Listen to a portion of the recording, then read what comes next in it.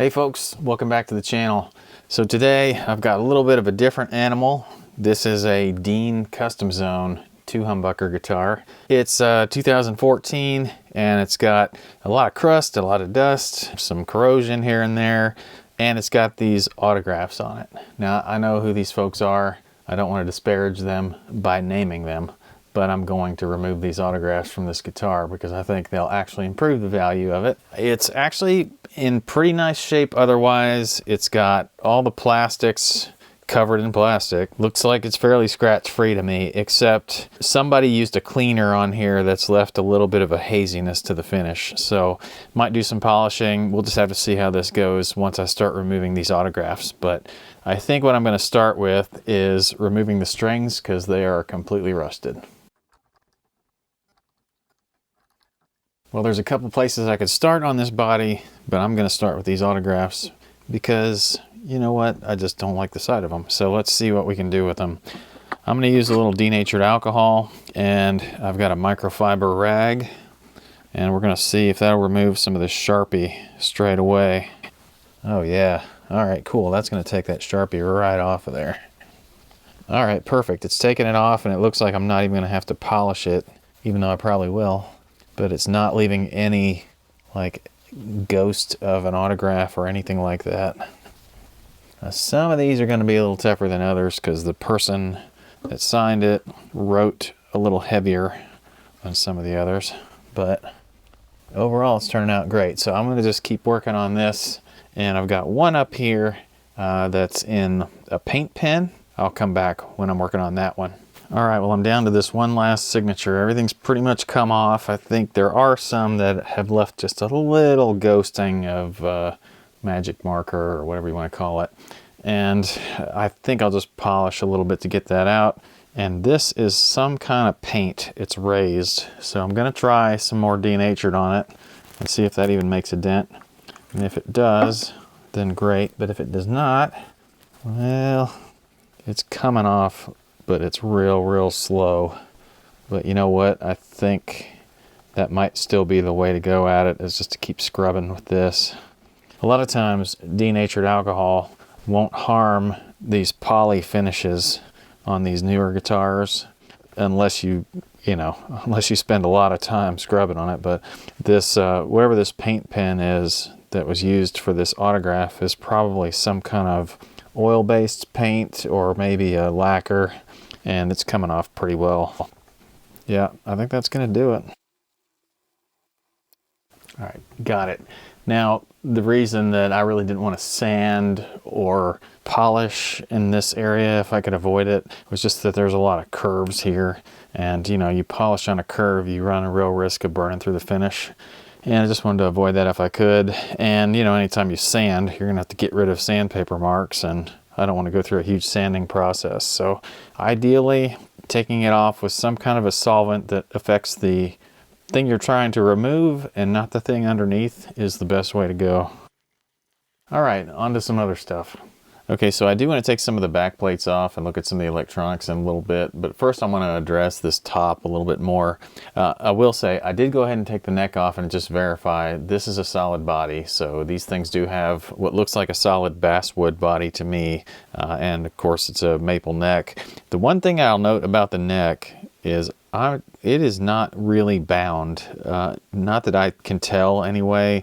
There was some wear on the sides. I guess the previous owner had been playing and wrapping his hands around the fretboard a little bit, and it was starting to wear on the top so that you could see more green underneath. So it's either not a bound neck and they've just painted the black border on the sides, or it's maybe it is a bound neck and they painted green and then black to cover up the green on the very edges. But something's going on there that's a little weird, and just with the price point of this guitar, I suspect it's not bound. I just want to do a little quick polish on the top here with just some this mirror glaze compound that I've got. So just some light rubbing compound on the top just to get that very faint evidence of signatures off of this thing. It's really light, and you probably wouldn't even notice it if I told you, but I can still see it, so I'm going for it.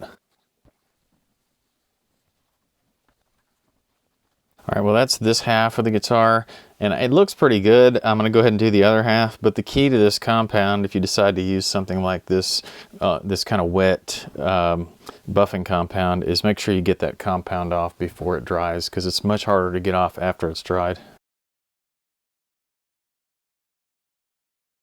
All right, well the back here is not very scratched. I just had one little area down here that I thought I would go ahead and touch up, and that didn't take very long at all. All right, well next I think we need to install some strings.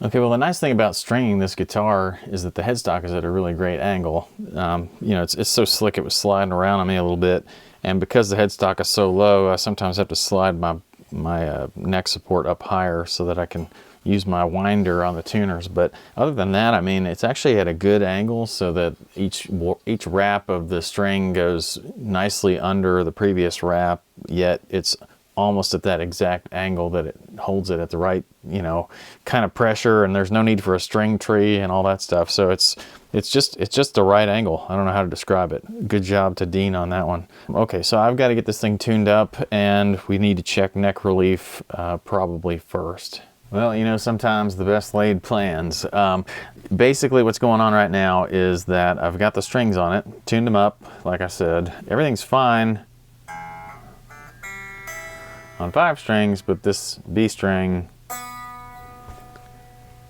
I noticed after stringing it that I could not get the rattle out of this string, and it's rattling on the 1st fret, which is unfortunate. And I verified that. You know, you can look at this nut slot and it is quite low, and in fact several of them are quite low. The E string's quite low alongside it, G string's a little bit low. The bass strings are kind of fine, but there's a definite ramp to the nut installation, and I don't know if that's just the top or if it's the bottom as well. So anyway, I'm kind of thinking this guitar was never quite right from the factory. Basically, the guy that I bought it from was not a guitar player, he was a drummer, and he never played this thing, and I'm thinking that this nut was just cut incorrectly from the start, because I mean even the plastic is still on the truss rod cover and stuff. So anyway, I'm gonna replace this thing, so I can't quite finish this guitar today, unfortunately, because I don't have a nut to replace it. So what I'm gonna do is I'm gonna detune, but I've got to get this nut out of the way, so we're gonna work on that. All right, I'm not gonna take the strings all the way off. I'm gonna try setting them to the side. A lot of times this will work, and I've even seen some tools that are out there to kind of hold strings to the side of a neck while you're working on something like a nut. I don't have one of those tools, but you know what, I might make one. Those ones I've seen just look like a piece of wire. You could also probably pretty easily make one of those out of wood. Anyway, I think this is going to work for me. So basically what I need to do is I need to get this nut out. So I'm going to take this truss rod cover off because it's holding the back side of the nut. Then I'm going to take a block of wood, stick it up next to the nut, give it a quick whack with a hammer, and hopefully it just pops right out. Okay, just looking at the nut, I don't think I'm going to have to score the back side of it. Sometimes I might score the back side if I was worried about the finish, but I can see a definite line there already.